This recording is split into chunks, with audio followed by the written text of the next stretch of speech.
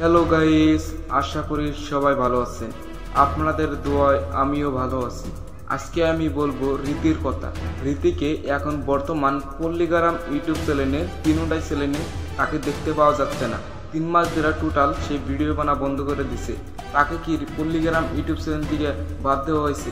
রবিউল ভাইয়ের হাতে তার কন্ট্যাক্ট ছিল 1 বছর কাম করে তাকে বাদ দেওয়া হবে, তাই নাকি এখন তাকে বাদ দেওয়া হয়েছে নাকি?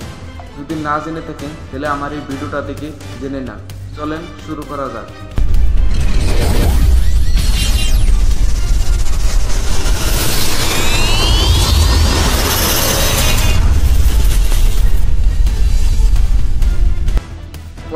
প্রথমে জেনে আসি রবিউল ভাই তাকে 1 বছরের জন্য পল্লীগ্রাম ইউটিউব চ্যানেলে নিছাল। এখন তাকে পল্লীগ্রাম ইউটিউব চ্যানেল থেকে বাদ দেওয়া হয়েছে নাকি? না, এখন তাকে বাদ দেওয়া নাই। সেই নিজেই এখন পল্লীগ্রাম ইউটিউব চ্যানেলে ভিডিও বানাবে না, সে না করে দিছে।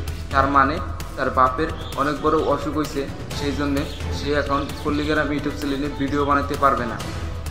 তারপরেও রবিউল ভাই অনেক বুঝাইছে তাকে যে সে ভিডিও বানাটা চালু রাখুক। সে না করে দিছে যে না, আমার বাপের যেতদিন সুস্থ না হবে সেতদিন আমি এখন পল্লীগ্রাম ইউটিউব চ্যানেলে ভিডিও বানাইতে পারবো না। তার মধ্যেও রীতির পড়াশোনার ব্যাপার আছে, সে এখন পরীক্ষা দিতেছে, তার পড়াশোনা করতে লাগবে, সেই জন্যে সে এখন ভিডিও বানাবার দিছে। 2 দিন পরে সে অবশ্যই ভিডিও বানাবে।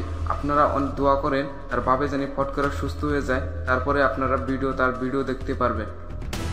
আপনারা যদি রীতিকে পছন্দ করে থাকেন তাহলে আমার এই ভিডিওতে কমেন্ট করে যাবেন। আর যারা আমার বেলা সুপার টিভি চ্যানেলে যারা নতুন আছেন অবশ্যই সাবস্ক্রাইব করে পাশে থাকবেন। ধন্যবাদ। আর পরবর্তী কার ভিডিও লাগবে আমার কমেন্ট বক্সে বইলা যাবে।